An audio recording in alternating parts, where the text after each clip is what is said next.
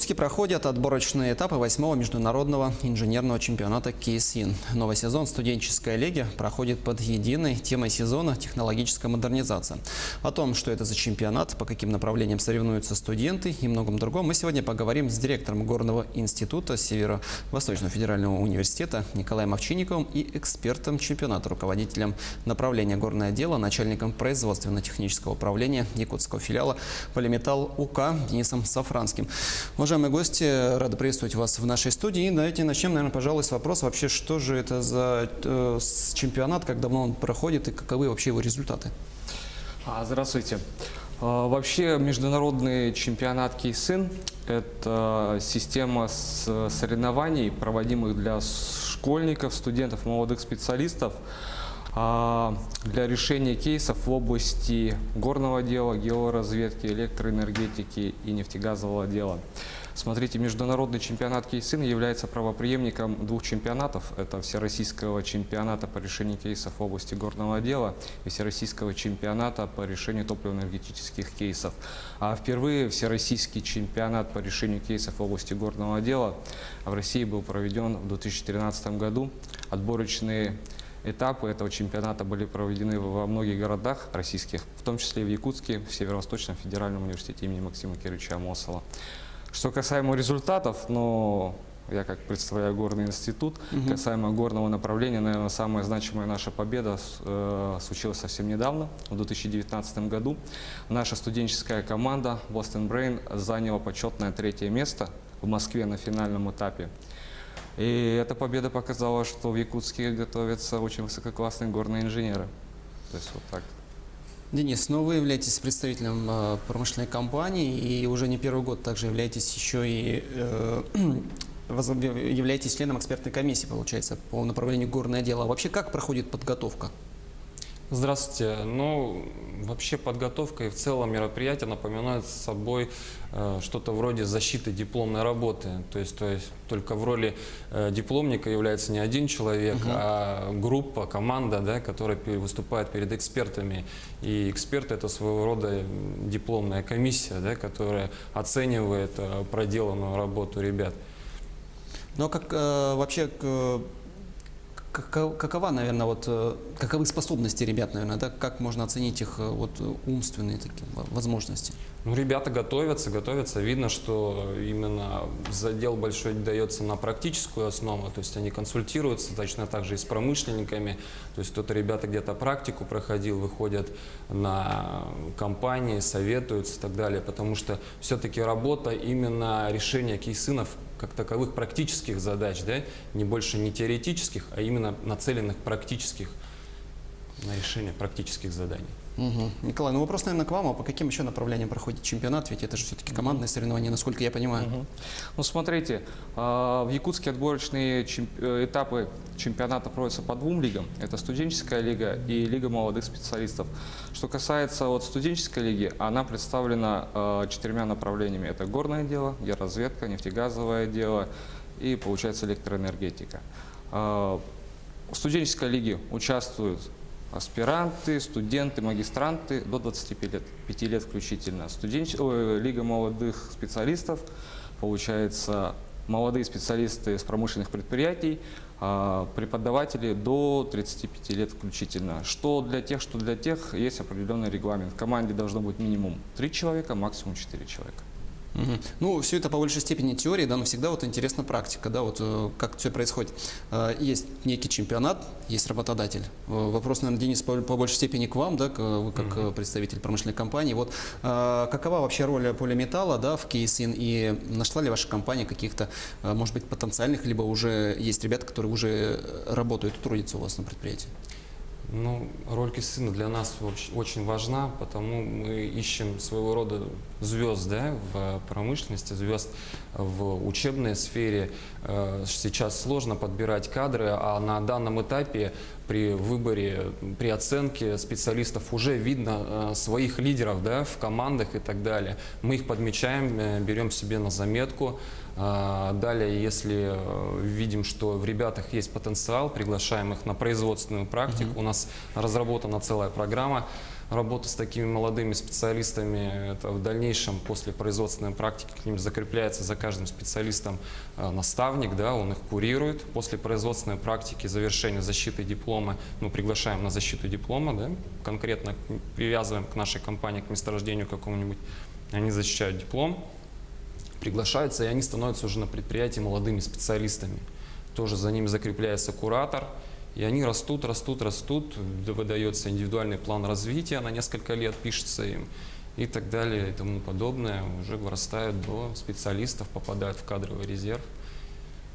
Уважаемый гость, ну вот по вашему мнению, насколько сейчас вообще популярна инженерная профессия, как это было, к примеру, скажем так, в советские годы? Я считаю, популярны они должны быть популярны. Ну, республика у нас горнодобывающая, нефтегазодобывающая, то есть здесь десятки предприятий промышленных. И немало еще месторождений полезного ископаемого здесь еще не освоено, так что я считаю, что работы что горному инженеру, что нефтянщику, что газовику здесь хватит еще лет на 50 точно. Ну а что вообще говорит статистика последних лет? Молодые ребята насколько активно, скажем так, по сравнению с годом ранее, двумя годами ранее, активнее идут, скажем так, в профессию инженера? Идут, намного активнее идут. То есть замечается некий, Конечно. Скажем так, спрос по увеличению, скажем Конечно, так. знаете, это еще, наверное, связано с тем, что в последние 2 года в Якутию вошли вот такие крупные компании, как раз вот Полиметалл. Вот компания «Прогноз» еще появилась, то, что вот как новая тенденция, новый поток людей к ним. То есть с каждым годом наблюдается положительная динамика. Денис, возвращаясь к Полиметаллу, да, какие специалисты востребованы в вашей компании? Специальностей на самом деле много, начиная от экономистов, заканчивая уже профильными специальностями. Это маршадера, геологи, горные инженеры, механики, геомеханики. Но основные профильные делаем задел именно на профильных специалистов в регионе, подготавливаем. У нас есть заключены соглашения с Ханденским горным техникумом, с УФУ мы очень плотно работаем. Они и нам помогают кадры подыскивать.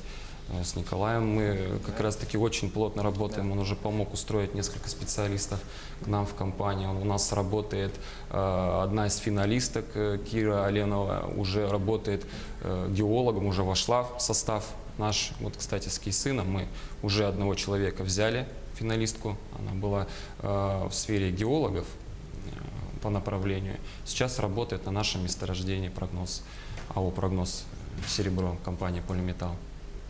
Ну вот помимо чемпионатов, да, вот похожих, как вообще взаимодействуют работодатели и образовательные учреждения?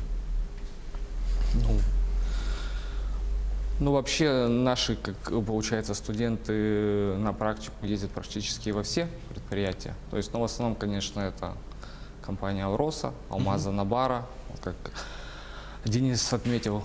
К ним мы отправляем своих ребят.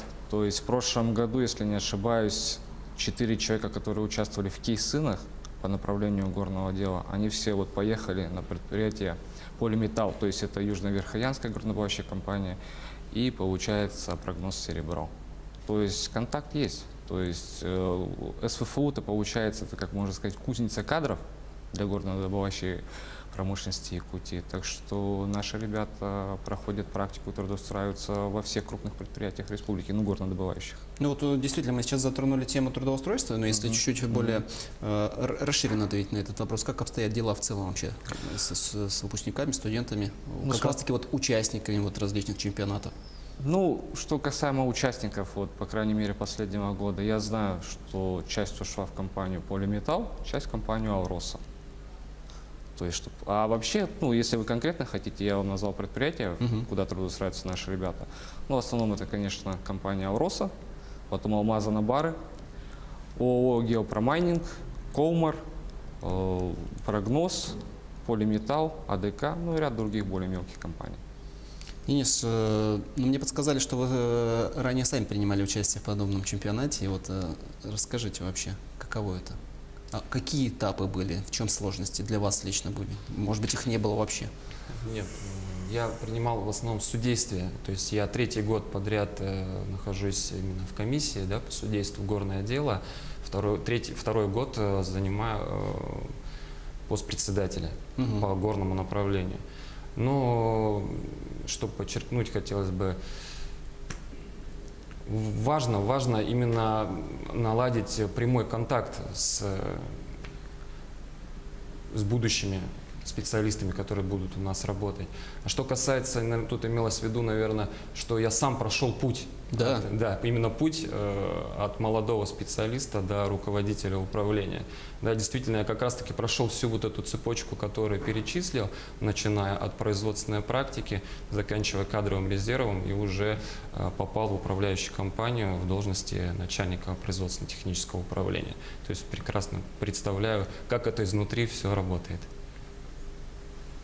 Ну вот интересный вопрос, вот, ну, по моему мнению, вот у вас некое взаимодействие образовательного учреждения и работодателя, да, вот насколько вот работодатели, скажем так, может быть, предлагает свои какие-то темы обучения, программы именно, да, ну специально вот под свои какие-то нужды вообще? Обсуждаются ли вот такие Ну, вот моменты? конечно, так и должно быть. Получается, мы же свои образовательные программы это должны согласовать со своими, получается, потенциальными клиентами, то есть это недропользователи.